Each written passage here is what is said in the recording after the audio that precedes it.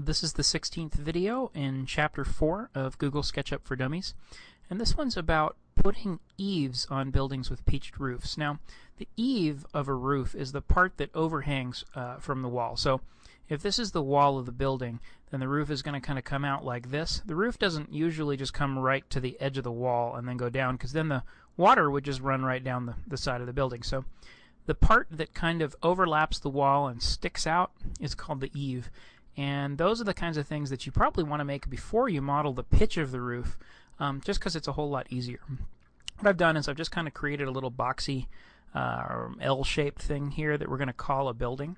And what I want to do is put a kind of a sloped roof on the top of this thing. And I don't know if it's hipped or gabled or what yet, but I do know that I need a 3-foot eave, basically roof overhang, going all the way around this object. So that's what I'm going to do in this video. Okay.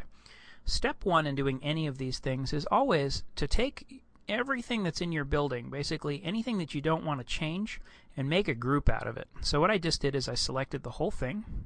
Now let's do that again. I'm going to select the whole thing, right click on it, and say make group. Now, because that's a group, I can't accidentally mess it up. Nothing I do to it, short of being inside the group, is actually gonna mess it up in any way. So I can be pretty confident that no matter how badly I mess up the roof, I can't mess up the building that I'm already pretty happy with. Okay. The next thing I need to do is create a face that's going to go on top of this. And what I'm going to do is I'm going to create that face outside the group. So I just made a group out of this part of the building. I'm not going to go inside the group to make the face. I'm going to stay outside the group and make the face outside the group. Okay, so the way that I describe how to do this in the book is to use the line tool to just go ahead and retrace by snapping to all these little inference points. Retrace the outline of the face that you'd like to appear. So there I have it.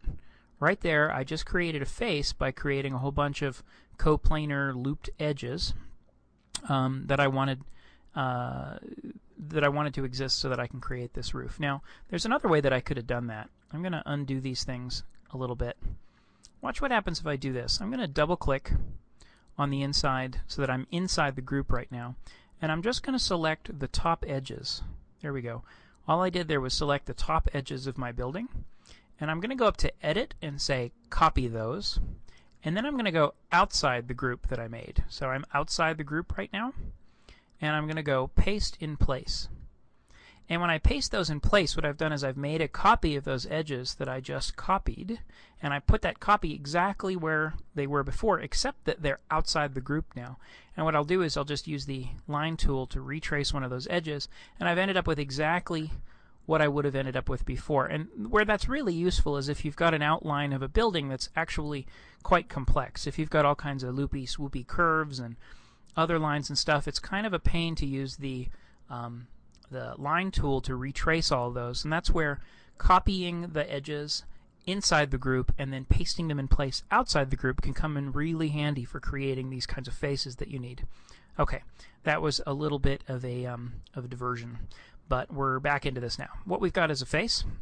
I'm going to use the offset tool right up here to offset some edges exactly 3 feet. I'm going to type in 36, or I could have typed in 3 feet, just like that. Look at the bottom of the screen. 3 apostrophe for 3 feet, or 36 for 36 inches, and enter to create a 3-foot offset.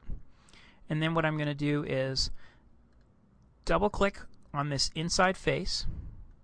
Watch that. Double click on the inside face to select the face and all the edges that form the perimeter of that face, and then I'm going to hit the delete key on my keyboard. And what I've ended up with is I've deleted away that face. The best way to see that probably is going to be for me to hide the rest of this building. So let's just go up and hide it. And what you'll see, so I had undone, I undid basically. I went to, I don't know, undid is the past tense of undo, but I went to undo before I hid that. This is what I did. I double clicked on this face to select the face and all of its edges, and now I'm going to hit delete. And what I've got now is just a face, and that face is exactly 3 feet bigger all the way around than the section of the building that I wanted to draw the roof on.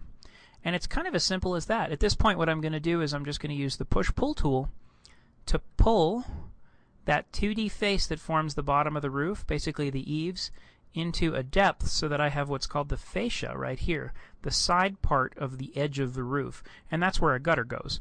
And in this case, I'm just going to undo a step. I'd like that to be, I don't know, let's say 8 inches tall.